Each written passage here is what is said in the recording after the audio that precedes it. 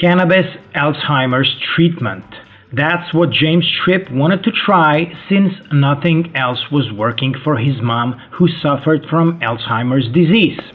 Hi, my name is Matt, and on today's Cured by Nature's episode, we have another of the Cannabis Oil Success Stories. Before introducing his version of the Cannabis Alzheimer's treatment, James' mom was often highly agitated, very confused, showing emotional volatility, physical restlessness, suffered regular sleep disruption, and displayed regular antisocial attitudes. Finding just the right dosage of this cannabis treatment for Alzheimer's was super challenging because of the natural volatility of the Alzheimer's disease. James will explain the challenges and the solutions. Now, before we jump to the interview, make sure you subscribe, like, and share so more people can benefit from this knowledge. Another one of the Cannabis Oil Success Stories. How did it all begin for you? How did you come across cannabis oil and cannabis extracts or cannabis in general, and all that? Essentially, Mom's story started with mine. I had nerve damage in the upper spine and the lower spine, and had also suffered with a lot of medical issues for several years. And I tried inhalation therapy for the upper spine issues, and it was great for nerve pain. Through that, I started researching into the medical properties of cannabis, and that's when I discovered the U.S. patent 6630507 that was filed in 2003, and it deals with the cannabis being a neuroprotective agent and dealing with dementia and Alzheimer's. And so it kind of related to my nerve pain. And it was shortly after I started that research that Mom developed the early signs of Alzheimer's. We suspected it before the medical profession did, simply because she was living with us. And it progressively got worse. Anybody who's dealt with Alzheimer's knows that it changes the individual that suffers from it. They become volatile, angry.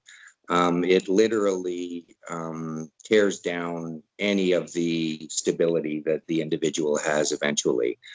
So long story short, I had found that ingestion therapy worked much better for medical application. I had since discovered that I also had gastrointestinal issues.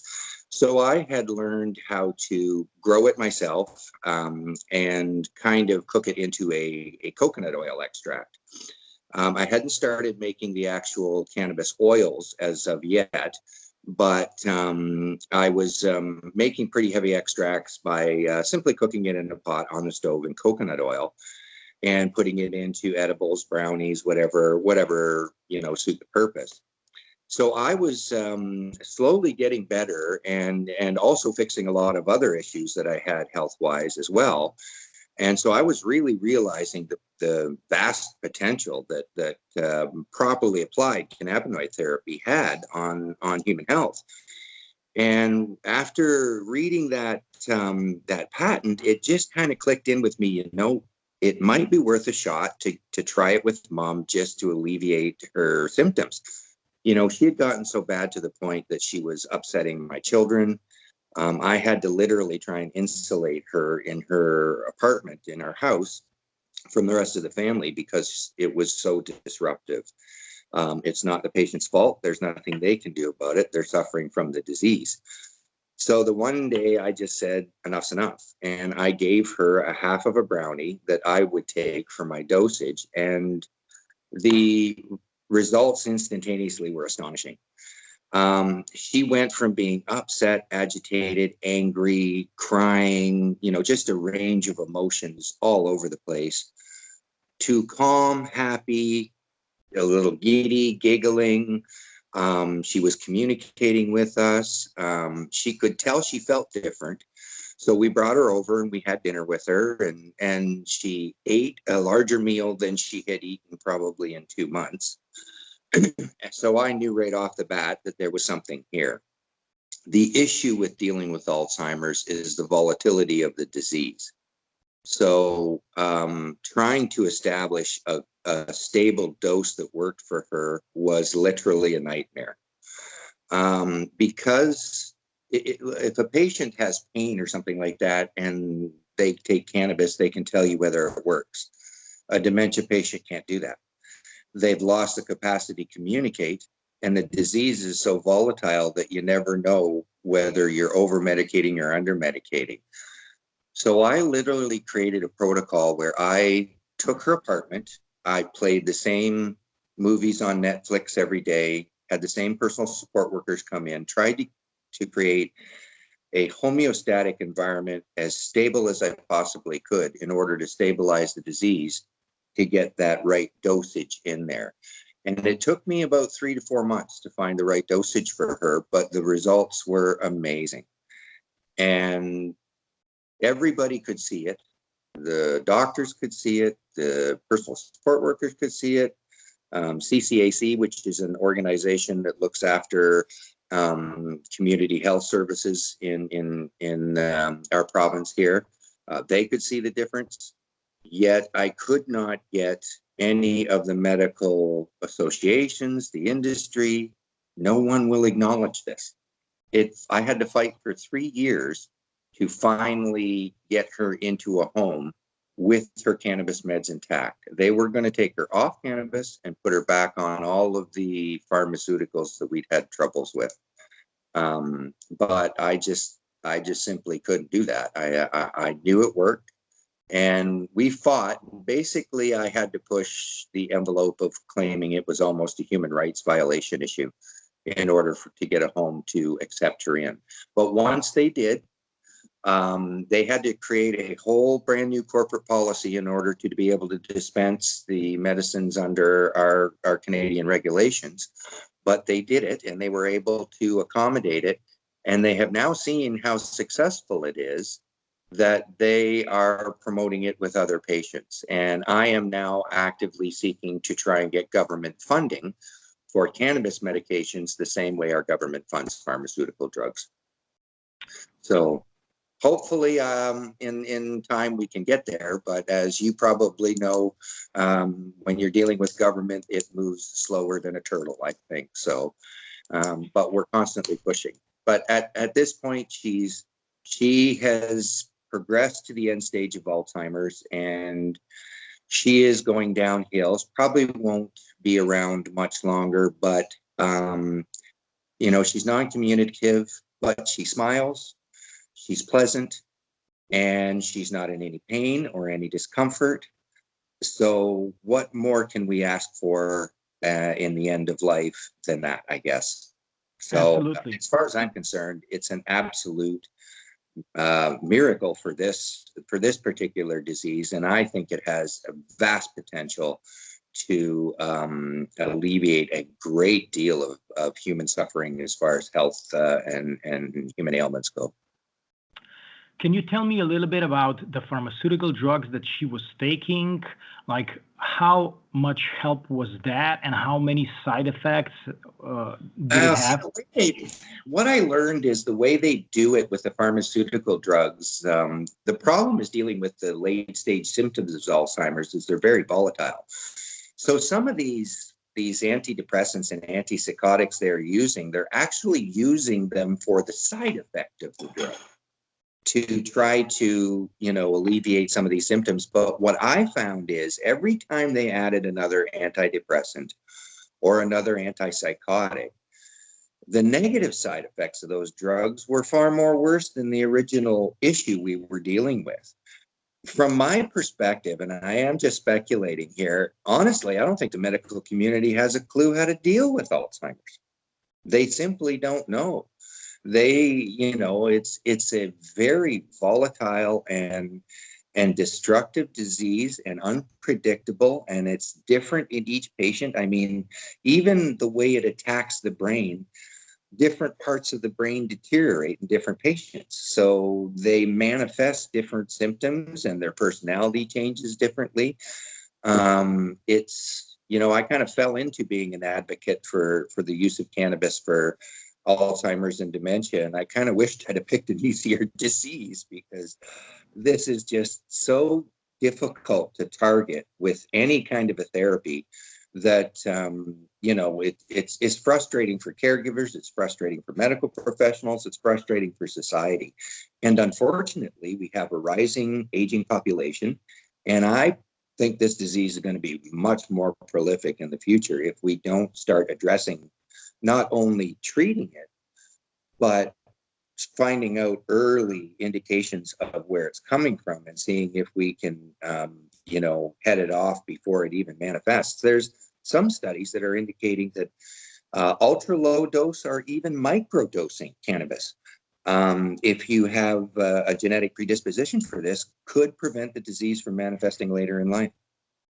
We don't have any clinical evidence of that, of course, but it's kind of hard to get clinical evidence of the medical benefits of cannabis when it's Schedule 1 in the United States, and that policy has been spread globally. So we're kind of fighting, swimming upriver here. Yes, we are. And, the more of us that do that, the easier it's going to get, right?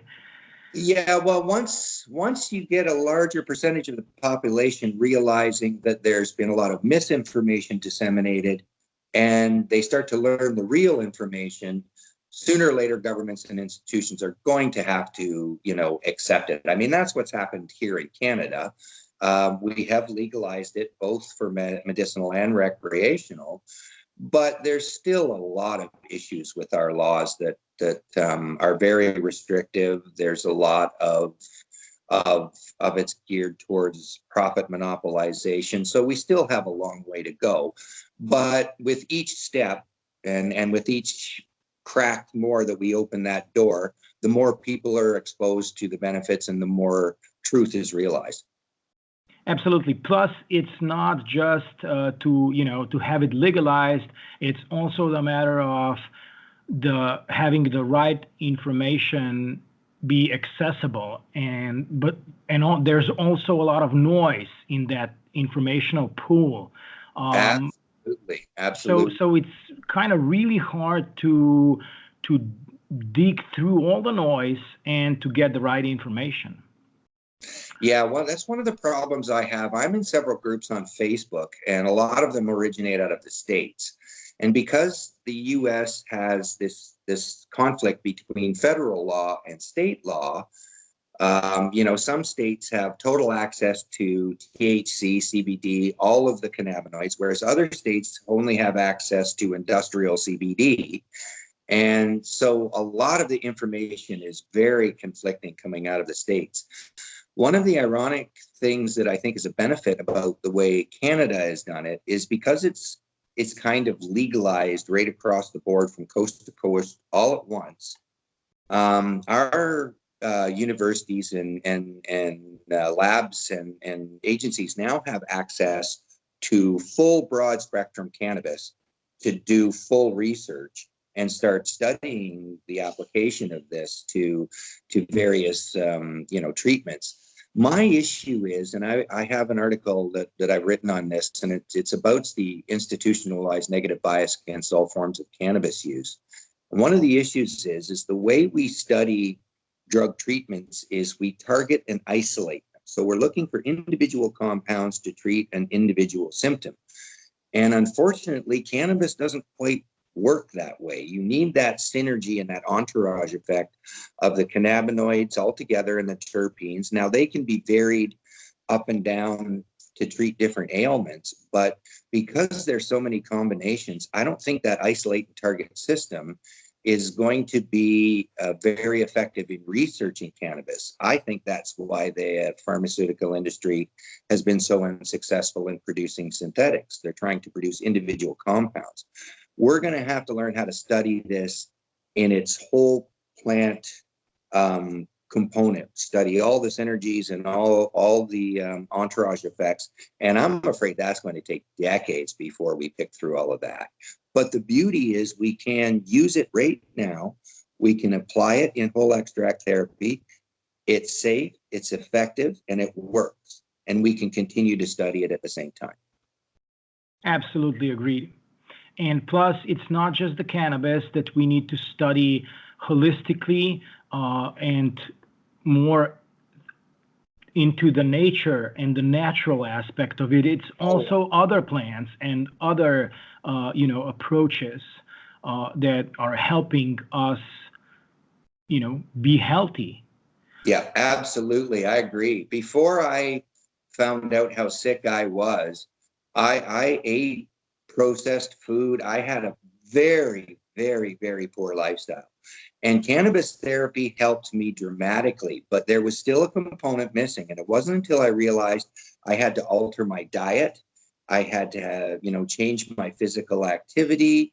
And it's mental status too. You have to think positive. If you think negative, you will create negativity in your life. If you think positive, you will create positivity in your life. It's all about mind, body, and spirit, and reconnecting with nature, eating natural, healthy foods. I've switched my diet to leafy green vegetables, fruits, whole grains. I used to be a huge meat eater, and now, through regaining my health and looking at life in a different perspective, I have a new outlook on life, and I'm trying to give up, meats and things like that, and going to a more agrarian type and more vegetarian type of a diet. And I feel 100 times better because of it. My attitude is better. I used to suffer from, I had diverticulitis, osteoarthritis, high blood pressure, heart rate was through the roof. I was 260 pounds, maybe 65% functional, spending 2 to 3 days on the couch in intense pain, taking 3 to 4 courses of heavy antibiotics every year, antispasmodics, anti-inflammatories, anti-anxiety, anti-depression. And now the only thing I take is cannabis therapy. I exercise, I eat healthy. I have to take one prescription. I have to take Crestor because I have a genetic anomaly for high cholesterol. All the cannabis in the world isn't going to rewrite your DNA. So in some instances, we need traditional, we need the medicinal science of pharmaceuticals. I am not an all or nothing type of person. Our society has developed into thinking everything is either this or that. And the reality is it's most often either both or neither. So my goal is to take the best of our existing medical system, the pharmaceutical system, hospitals, everything, take the best of it, but also recognize the reality of holistic treatment and using the natural world to treat our body as we did for thousands of years. In Canada, about 20 years ago, if you mentioned holistic therapy or nutritional therapy, you would have been laughed out of an emergency room. And now doctors are sending people out of an emergency room to them. So things are changing. Attitudes are changing. And if we can bring the best of both of those systems together, that's what should be our goal as every society on earth, to take the best of what we have existing, put it together, and return it to a purpose of the benefit of the people and not the profit of a corporation. Well said.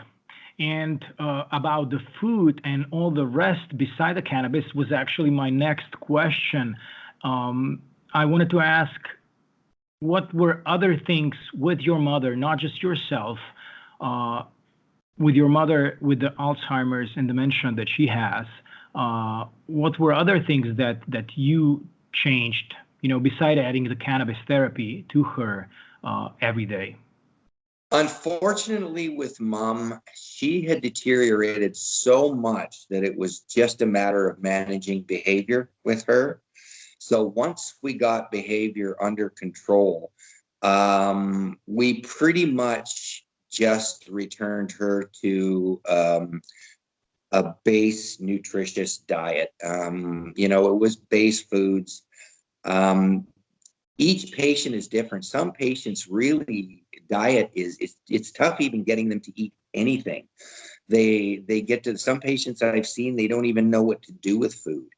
Mom now is in a home, so she's they're looking after things there, and she's actually at the point now where she has to have her food all blended together because she simply doesn't know what to do with it. So unfortunately, with Alzheimer's patients, it is very tough to institute, any kind of physiotherapy, any kind of diet change, any kind of alteration. You almost have to give them what makes them the most comfortable, even if sometimes it's not the best for them. It's just the nature of the disease. From my perspective, I looked at it. I got to a point where I was just, what I'm going to do is I'm just going to make her as comfortable as possible. I can't stop the disease. I can't change the disease. But if I can make her end years as comfortable and as happy as possible, then that's the best I can do. Yes. As far as I went, I had a radical change in diet. I did some research into the enteric system and how the nerve bundles around the stomach are the highest concentration of nerve cells next to the brain, and they literally communicate to the brain directly through the vagus nerve. So what we eat, I have a friend of mine who's a heavy cannabis expert, Jack, and he says, what you put in your pie hole is what you're made of.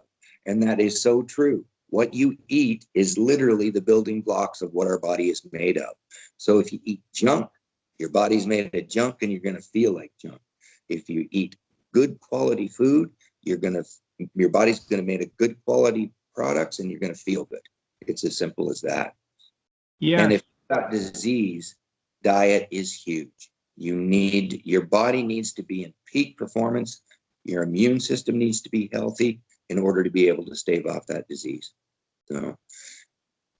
Yeah. Well said. Plus, we're just finding out that it's not just the brain communicating with our body; it's also other parts of our body that are communicating, to the brain. Oh, and yeah. Not it's not the brain that's ordering it. Well, let me put it another way. It's not just the brain that's telling the rest of the body what to do. It's also other parts of the body communicating the brain what the brain should do. So exactly. yeah. So it's not that the brain is 100% in charge. People are finding out, scientists are finding out that the heart has a major role, and the heart has a memory of its own, and and stuff like that. So obviously, we need to pay attention to that. I remember reading an article where they found that the bioelectric energy that the heart emits can be picked up by another human being's heart when you are within 3 feet of one another. Yes. That's why the human hug can be so therapeutic.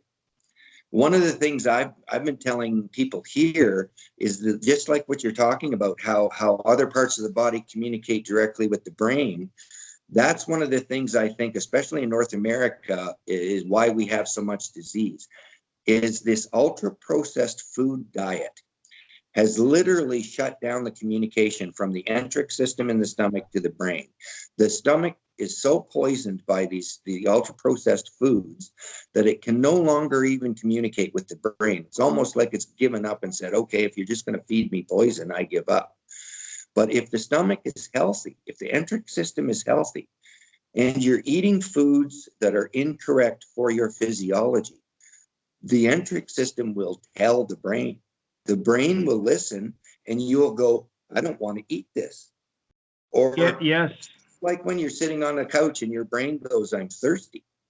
Your brain's thirsty, your stomach is thirsty. And it's told your brain, you're thirsty, go get a drink of water. Exactly. Simple logic. Exactly. And you know what? It's happening to me as well. The more healthy that I, eat, the more I actually, the more I'm sensitive to those messages or something. Sometimes sometimes something was not quite good for me, or I didn't feel good, but I still ate the whole bowl of, I don't know, cereals or something like that.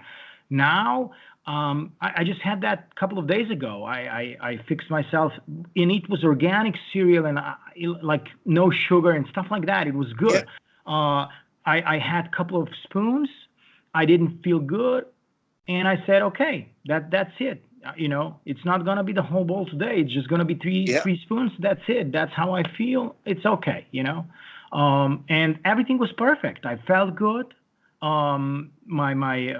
Everything, like, you were light because of that. Maybe Hmm. the stomach just wouldn't take the whole bowl. Like. Yeah.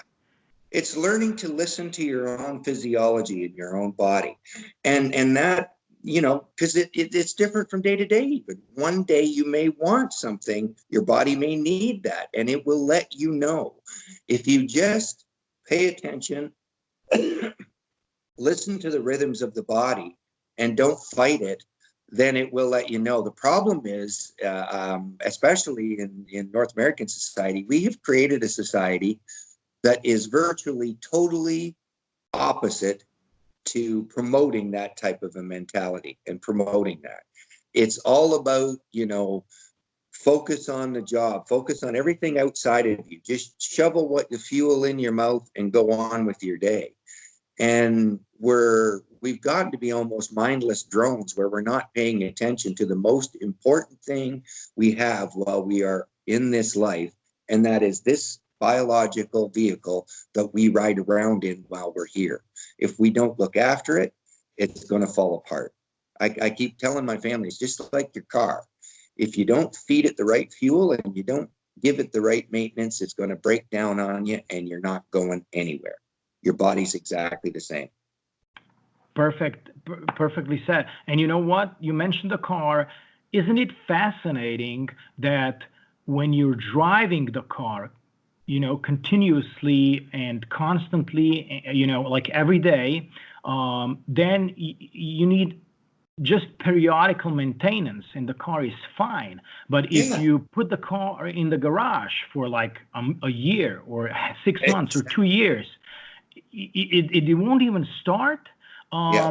The machine, the motor might be, Everything's locked up and stiff. everything's locked up. And Yep, so, isn't it the same with the body? So in order for us to maintain it, we actually have to use it. You know. exactly. Yeah, Um, Another question about this Alzheimer's and dementia.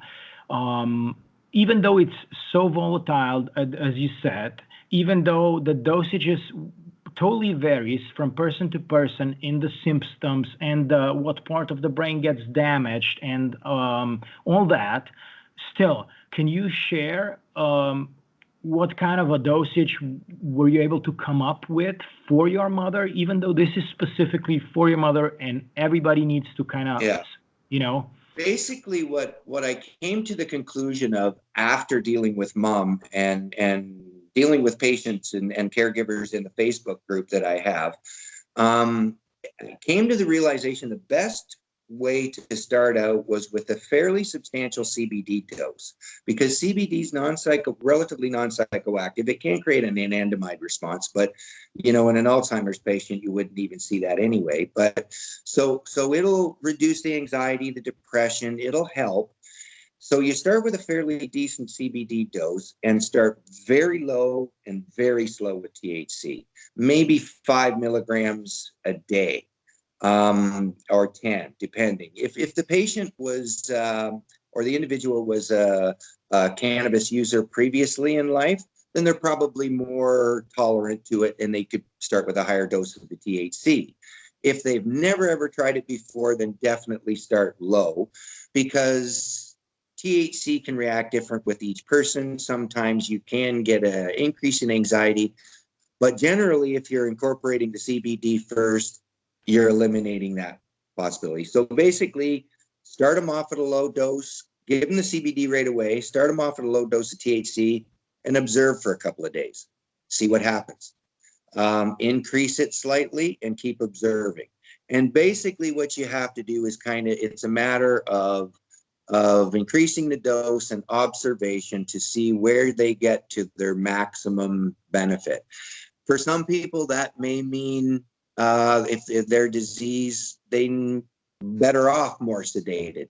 Others may be more alert and calm, but can be less sedated. It depends on what works best for that patient. But the key rule is you can start pretty high with CBD, but low and slow with THC. So basically, a full spectrum CBD that has a trace amounts of THC in that would be actually perfect. Yeah. I find that the CBD can help with anxiety and depression, but the THC component in there also stabilizes it a lot more, and it makes their sleep cycle a lot more stable as well too. Mom right now is actually taking. She broke her femur about 3 months ago, so she's still on a bit of a low dose of THC during the day for pain. So her dose during the day is about 5 milligrams of THC, 5 milligrams of THC, 15 milligrams of CBD 3 times a day at meals. And then she takes about a 15 to a 25 milligram dose of THC in the evening at bedtime for a sleep aid. And so far, the reports are she sleeps through the night fine. She doesn't have any issues. So, and because she was on the THC, they were able to give her less pain meds when she broke her femur too. So considering your courageous move to get this, to get mom into a home and to get the home to accept her cannabis therapy, and considering that the home actually kind of adopted that that possibility, do you know of any other results or whatever Well, I haven't had verification of this, but my understanding is that my mom is the first patient in all of Canada to actually receive cannabis meds from a licensed producer and dispensed by nursing staff on site in the home. The first place she ever got it was actually when I put her in for respite care. And unfortunately, we could go on for a 4-hour interview of the regulatory nightmare I had trying to get cannabis, dispensed in a home for her. But suffice it to say, it literally didn't fit into any of the drug regulations in Canada. The corporate home that finally took her in was ironically the same one that did the respite care for her. So that's why they took her in. They had this draft corporate policy, but they literally had to create a corporate policy from top to bottom, and nobody's really still sure whether that even meets the Canadian regulations, because it's a big experiment here, and they're going to have, in my opinion, there's going to have to be a reclassification of cannabis in Canada, I think. Redefine it as not a narcotic. And I think we're going to have some major restructuring in our Cannabis Act legislation over the course of the next probably 5 to 10 years before it all really settles into the dust as to where this ends up. My hope is that the advent of the recreational legislation, opening it up, will allow it to proliferate more into society. And once people that have no knowledge of it realize that it's not this demon weed that it's been labeled for decades, that they may be open to more attitudes of, well, maybe there is more potential here. Maybe we have been misled. The problem is that when you show someone that something that they've been told by society or by industry or institutions for several decades is not necessarily true, it shakes their very foundational belief in all of society. And that we don't like that. No human likes that. We want to have Right. faith in our society. So we have to kind of take a big gulp and realize that we may have screwed up on this issue, and start looking at the real facts. But I have yet to meet a doctor who will admit that he was wrong as an individual. So how do you get an entire medical profession to admit that they were wrong on cannabis? It's going to take years. But like you said, with more of us that keep pushing, that don't give up, that keep sticking to it, that use science and facts to back up their opinions, that's where we make headway. That's where we keep opening new doors. And every time we can crack a new door open, it's a whole new pathway, and it sets up a whole new group of people that are going to open new doors. So we just have to, it's not something that we're going to change in a year, in 5 years, or in 10 years. It's going to take people like you and me our lifetime to shift the course of thought on this. Again, a great cannabis oil success story. Thank you, James, for sharing the details of your version of the cannabis Alzheimer's treatment. If you have any questions, simply ask in the comments below or send us an email to support@CuredByNature.org. If you like this video, don't forget to give it thumbs up. For more content just like this, subscribe and follow us. Please help us spread this knowledge and share this video. I am Matt. Thanks for watching.